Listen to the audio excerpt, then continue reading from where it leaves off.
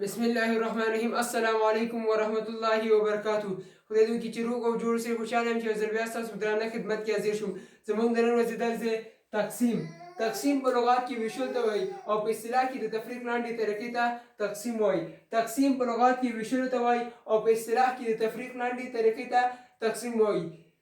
زموږ 32 تقسیم په 8 کوو. 32 دلته مقسوم دی، 8 مقسوم یا نهي دی.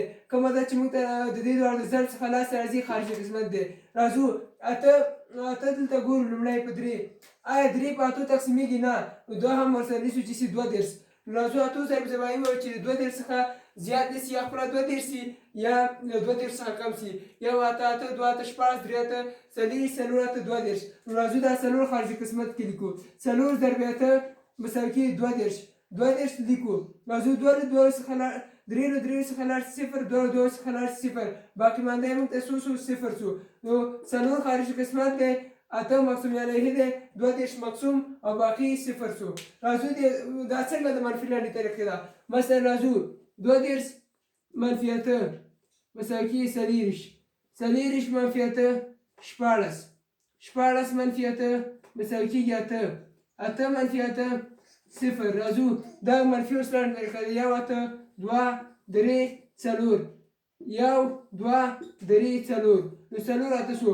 4 ضرب 8 مساوي کېږي د څو سره 32 سره. 4 ضرب 8 مساوي کېږي له څو سره 32 سره. راځو بل سوال ته.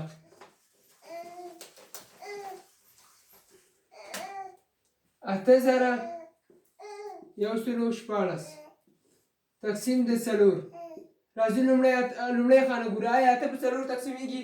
هو 8 په 4 تقسیمیږي. نو د 4 ضرب زماني وایي تر څو له 8 څخه زیات نسي یا خپله موږ ته 8 راکړي یا له 8 څخه کم عدد راکړي. 1 4 4 2 4 8 3 4 12 درېو کې زیاتېږي نو دوو کې وهو. 2 ضرب 4 8 دلته منفي کوو. 8 له 8 څخه لاړ 0 یو راښکته کوه. آیا 1 په 4 کېږي؟ نه. نو چې 1 په 4 نه کېږي اوس موږ څه کوو؟ دلته خارجي قسمت ته یو 0 ورژږو تر څو موږ د بل عدد اجازه ترلاسه کړو. یو بل راښکته کوه. راځو د 4 ضرب زباني وایي تر څو له 11 څخه زیات نسي. 1 4 4 2 4 8 3 4 12 نو درېو کې زیاتېږي بیا هم دوو کې وهو. 2 ضرب 4 8. راځو 8 دلته لیکو. آیا له 1 څخه 8 ځي؟ نه. نو یو قرضې ته ورکوو چې سي 11 څخه چې 8 لاړ شي 3. دلته 0 پاتې شو. 0 چې راښکته کړي کومه معنا نه لري ځکه لاندې کوم بل عدد نشته.